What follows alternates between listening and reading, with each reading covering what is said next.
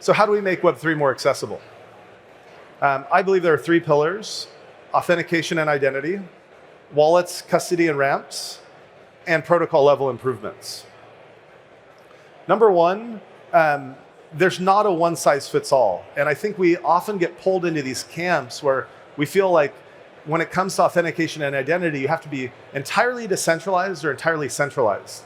The reality is that the world needs both. And so by enabling traditional authentication methods through Facebook, Gmail, different OAuth techniques, we can let more people access blockchain while not having these people need to have an identity be just a 0x address. At the same time, I think it's really critical to maintain accessibility for crypto native users, people that want to log in with MetaMask, that want to plug in through Ledger.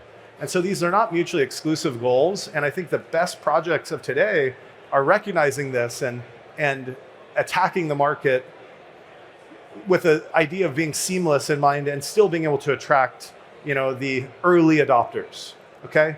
Also, account recovery is important. You want to have different methods. Again, that's not mutually exclusive, centralization versus decentralization.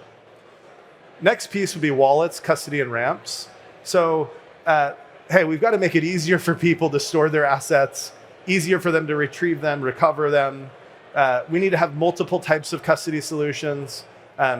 It's critical for applications that want to scale to not solely rely on MetaMask, Ledger, different custodial wallet solutions. However, again, not mutually exclusive.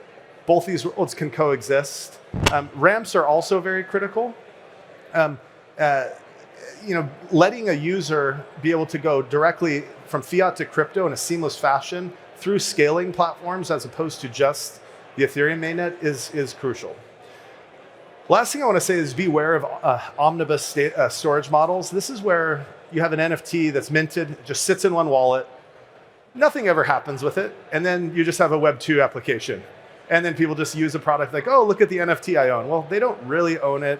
Now, by the way, I'll say that's a good place to start, but I've seen a lot of projects start with Omnibus models and then start deploying more account-centric models with both custodial and non-custodial options. But I think as an industry, we can't abandon our first principles of blockchain. Why are we using Web3? Why are we using NFTs? And we need to keep that in mind.